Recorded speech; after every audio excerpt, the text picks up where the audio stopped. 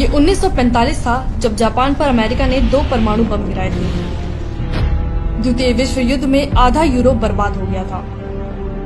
Korea युद्ध से निकला दक्षिणी कोरिया गरीबी से घिरा हुआ था। सिंगापुर गंदगी और बीमारियों के लिए जाना जाता था।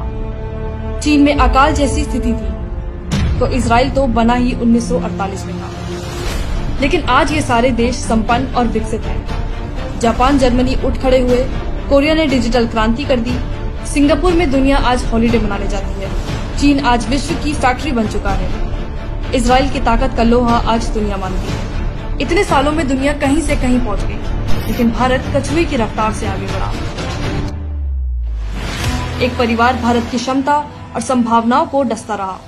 नेहरूवादी समाजवाद की वजह से 1950 से 1990 तक भारत की जीडीपी की विकास दर सिर्फ 3.5% रही, जिसको हिंदू विकास दर कहकर सेक्युलरों ने मजाक उड़ाया।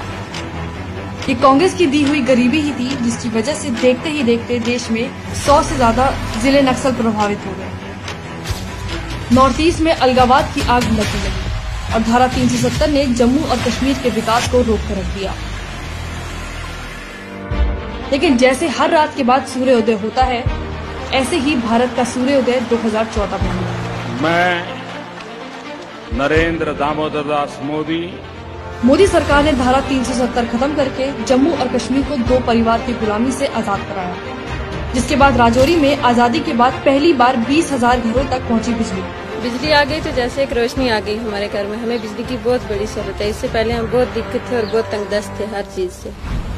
3000 मीटर की ऊंचाई पर विश्व की सबसे लंबी सुरंग अटल सुरंग बनकर तैयार, जिसकी वजह से मनाली से लेह के बीच की दूरी 46 किलोमीटर तक हो जाएगी कम। लद्दाख में बनने जा रहा है पहला केंद्रीय विश्वविद्यालय, जो देश का पहला बौद्ध अध्ययन केंद्र होगा। माननीय प्रधानमंत्री जी ने जब घोषित किया कि लद्दाख को सेंट्रल यूनिवर्सिटी दिया जाएगा, तो ये बहुत खुशी की बात है। लद्दाख में बिजली समस्या खत्म करने के लिए 120 करोड़ रुपए की परियोजना शुरू। विभाजन के वक्त पाकिस्तान से आए 20,000 हिंदुओं को मिली 70 साल बाद नागरिकता। 70 साल से सफाई का काम करने को मजबूर 10,000 सफाई कर्मचारियों को भी मिली देश की नागरिकता। पिछले 1 वर्ष में 10,000 लोगों को मिली जम्मू और कश्मीर में सरकारी नौकरी। आज तो हमें खुशी की बात है कि हमारे को नागरिकता मिल रही है। यहाँ आया सुकून से नींद आ रही है। धन्यवाद हो रही है इधर की सरकार की और मोदी साहब की। कश्मीरी पंडितों के लिए भी सरकारी नौकरियों में की गई आरक्षण की व्यवस्था। नक्सल क्षेत्र, मोदी सरकार में कम हुआ लाल आतंक का दायरा। 4 सालों में 44 जिले हुए नक्सल मुक्त, करीब 50% तक कम हुई नक्सली हिंसा। नक्सली प्रभावित क्षेत्रों से आने वाले 1200 युवा भारतीय एयरफोर्स में हुए चयनित। नक्सल प्रभावित क्षेत्रों में मोदी सरकार ने बनाई 5000 किलोमीटर सड़क। नक्सलियों के गढ़ माने जाने वाले बस्तर और अंतागढ़ तक पहली बार पहुंची ट्रेन। छत्तीसगढ़ के धुर नक्सली गांव पामेड़ तक आजादी के 70 साल बाद पहुंची बिजली। और अगर बात करें नॉर्थ ईस्ट की, तो 70 साल तक अनदेखी सहने के बाद आज भारत का नॉर्थ ईस्ट देश की प्रगति से कंधे से कंधा मिलाकर चल रहा है।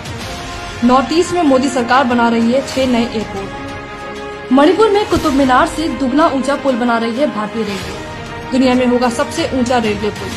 गुवाहाटी को मिला देश का सबसे लंबा रिवर रोपवे, ब्रह्मपुत्र नदी के 2 किनारों को जोड़ेगा। 2022 में आजादी के बाद पहली बार सिक्किम तक पहुंचेगी भारतीय रेलवे। अलगाव, नक्सल और आतंक के गढ़ माने जाने वाले क्षेत्रों में ये मोदी सरकार की विकास की सर्जिकल स्ट्राइक है, क्योंकि जो 70 साल में नहीं हुआ वो अब हो रहा है।